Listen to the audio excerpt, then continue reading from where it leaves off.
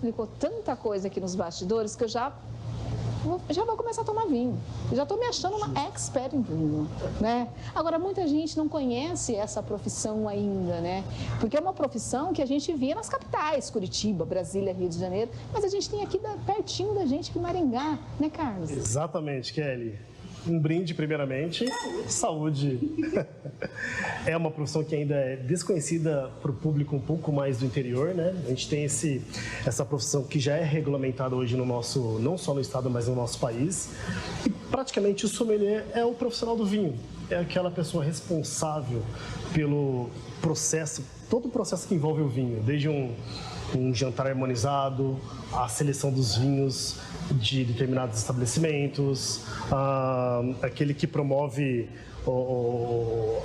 pega todo o processo técnico do vinho e apresenta de maneira prática para o consumidor, aquele que participa de eventos para falar sobre vinho. Então, é uma profissão que hoje nós brincamos que a gente sempre está nas nossas eternas férias. Pois é, a gente estava falando sobre isso mesmo, que a gente se diverte trabalhando, porque o Carlos hoje, ele representa uma empresa e aqui no Paraná, ele é o único, exatamente, né, que representa essa empresa. Sim. Em todo o estado e também em parte do Mato Grosso. Exatamente. E isso é muito importante, sim, né? Porque a gente vê a importância do profissional. Exatamente. O nosso foco hoje principal é incentivar o consumo do vinho de maneira consciente. Então, o nosso objetivo é ir nas regiões que não têm o hábito e a cultura de tomar vinho e apresentar ele de maneira simples, de maneira objetiva. Que independente do clima, se é sazonal ou não, se é inverno, verão, primavera, você pode consumir vinho, claro que de maneira consciente. Agora, eu estava aqui me perguntando, ele estava me falando e eu estava viajando. Porque o sommelier, ele tem que provar, né? Tem que cheirar mesmo, uhum, né, cara? Ó, tem que ele me ensinou, sentir, gente, tem que pegar aqui, pegar na haste. Aí, tá, o primeiro passo, nós olhamos o vinho para ver se tem algum tipo de sujeira, resquício, algo assim. Isso, né? Não tem nada. Não tem. Próximo passo, vamos para o nariz para sentir os aromas. Sentir o aroma. Isso, a característica, a identidade do vinho, né?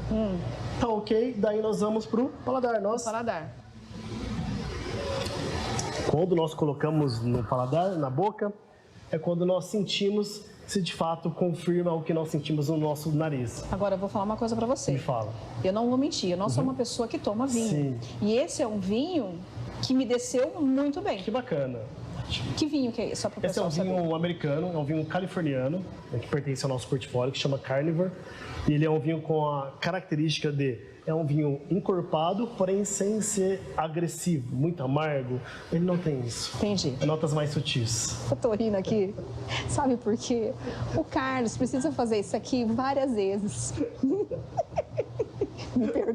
Carlos, me perdoa. Capaz, mas você precisa fazer isso várias vezes.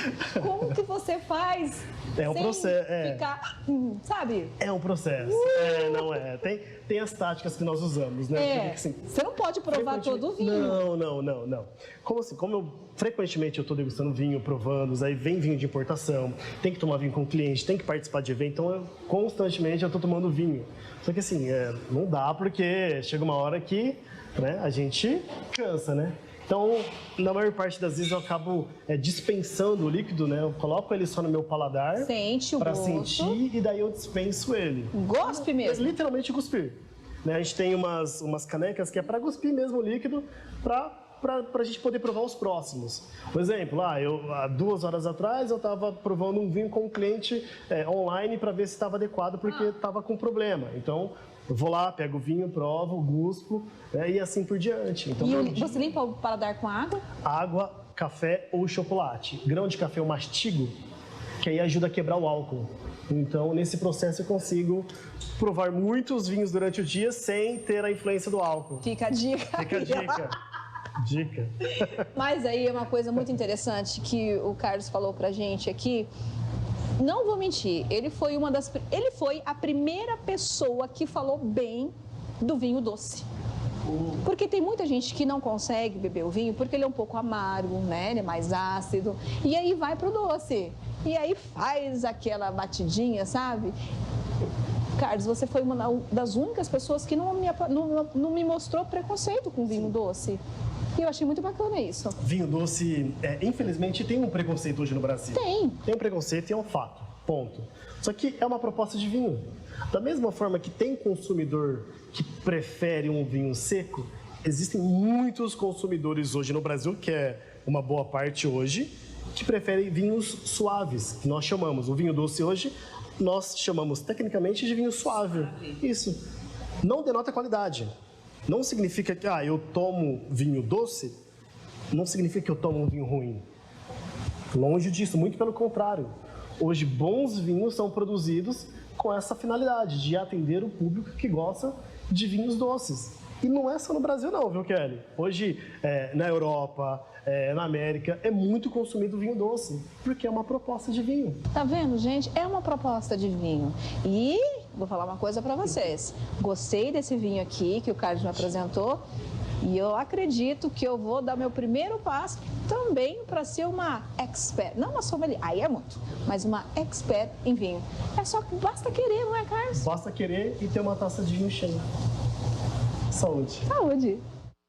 Ai, gente, esse bate-papo que eu tive com o Carlos foi uma delícia, tá? Primeiro eu quero agradecer ao pessoal da La Vinícola, que eles deixaram a gente gravar a matéria ali.